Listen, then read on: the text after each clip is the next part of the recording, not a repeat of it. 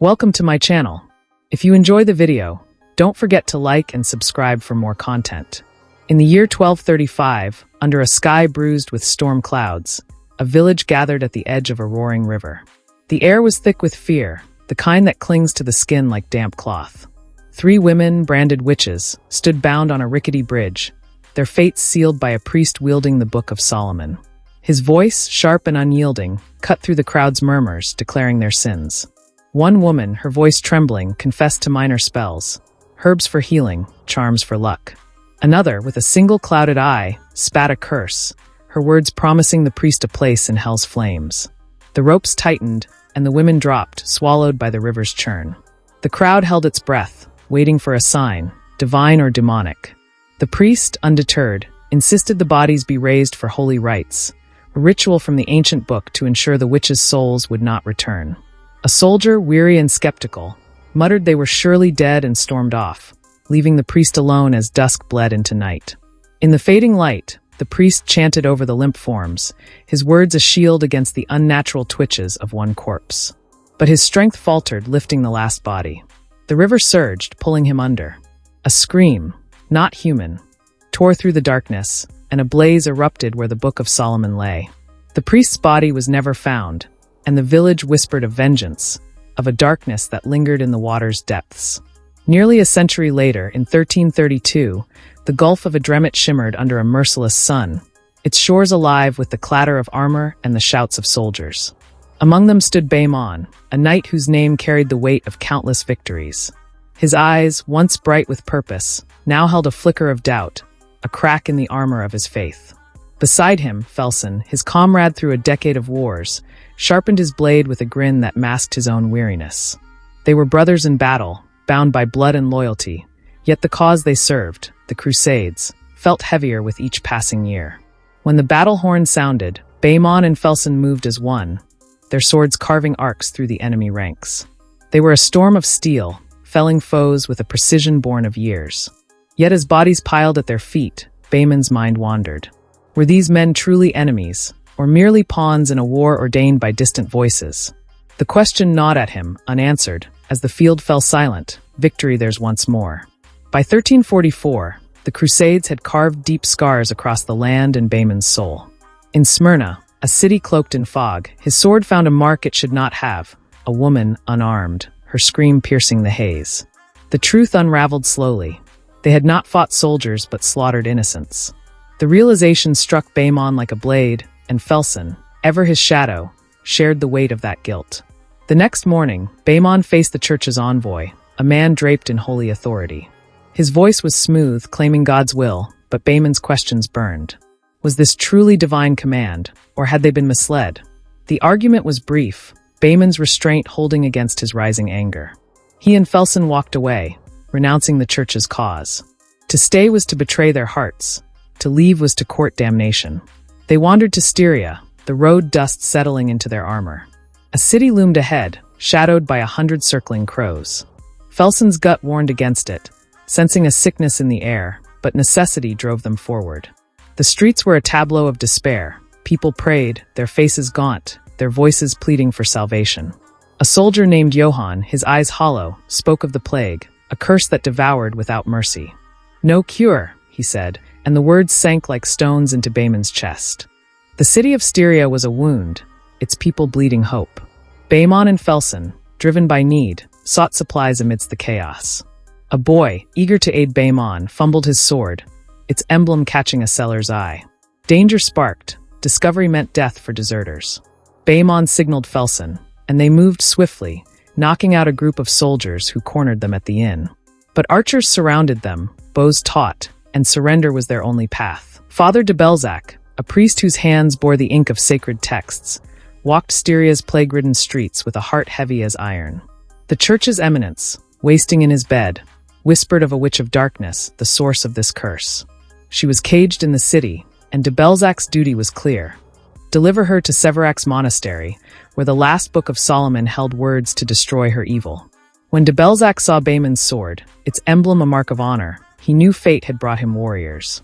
But Baymon's defiance, his rejection of the church, stung like a lash. De Belzac had no choice but to imprison him and Felson, though it grieved him. In the cell, they met her, a young woman, her body marked by whips, her eyes not those of a witch but of someone broken by fear. In the cell, Baemon heard the woman's sobs, saw her scars. By morning, his resolve shifted. He agreed to take her to the monastery, a decision born not of faith, but of a need to right some wrong. Johann warned of the forest path to Severac, where men vanished into shadow. De Belzac introduced Hagamar, a prisoner who knew the way, freed by Baemon's promise of redemption. The woman, drugged into slumber, lay in a cart's cell. But as the nights approached, she sprang, her strength feral. Baemon and Felsen subdued her, binding her once more. The journey began, the cart creaking under a sky heavy with omens. In the city, the eminence breathed his last, his death a silent toll. Johann, riding beside de Belzac, questioned the woman's guilt. The priest claimed her arrival brought the plague, yet Johann countered. His village fell without her presence. Doubt crept into the group, a poison as deadly as the curse they feared. Felsen's sharp eyes caught a shadow trailing them. They set an ambush, capturing a young man named Kay, son of a knight, eager to prove himself. He sought to join them to earn knighthood. Baemon, seeing his earnest heart, allowed him to ride along, though the path grew darker with each mile. Baemon brought food to the woman, her voice soft as she spoke of her past. A girl in her village, accused and drowned, only to survive and face a pyre. Her fear was a mirror to Baemon's own doubts. He promised her a fair trial, a vow that felt hollow against the church's history.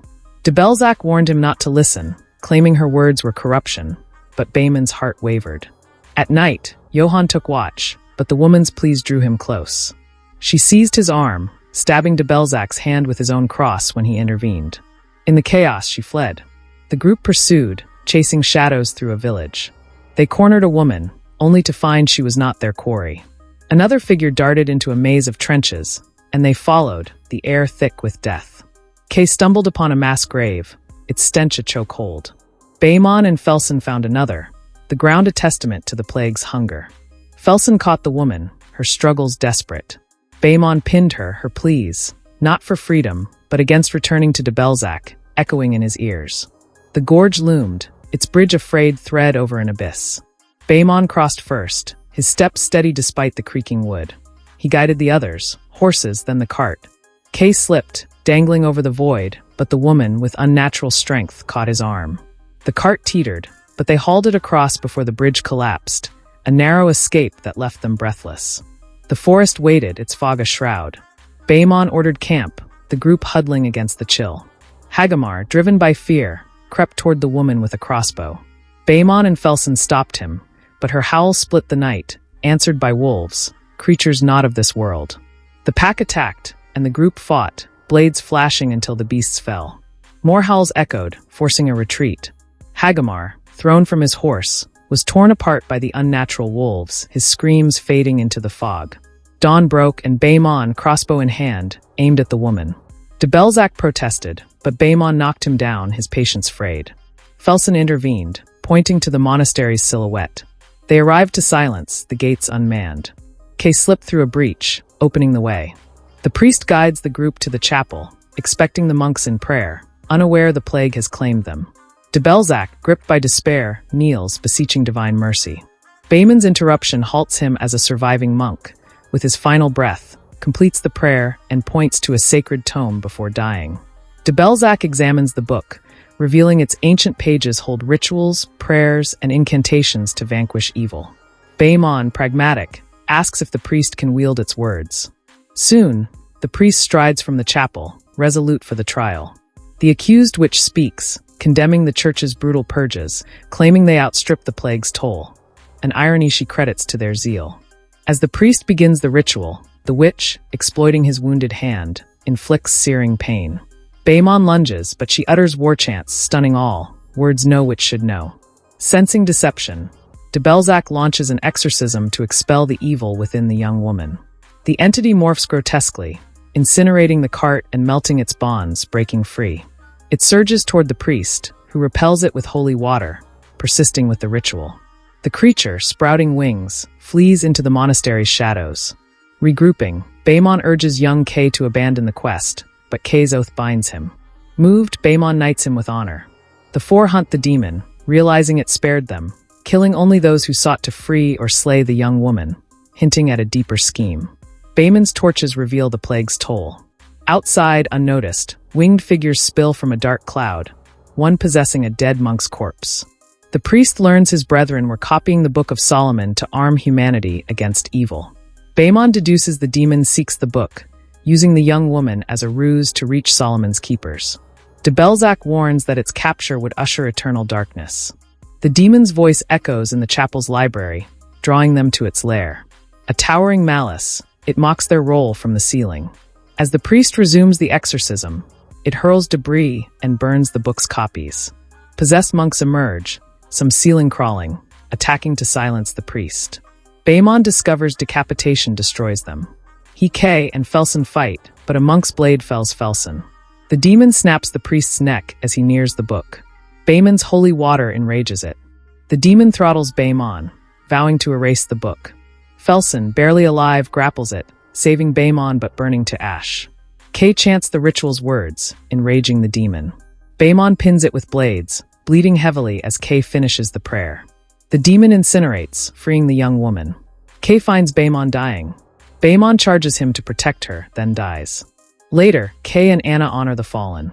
Anna thanks their sacrifices. They ride off, Kay clutching the book, determined to spread its wisdom against future evils. Thank you for watching.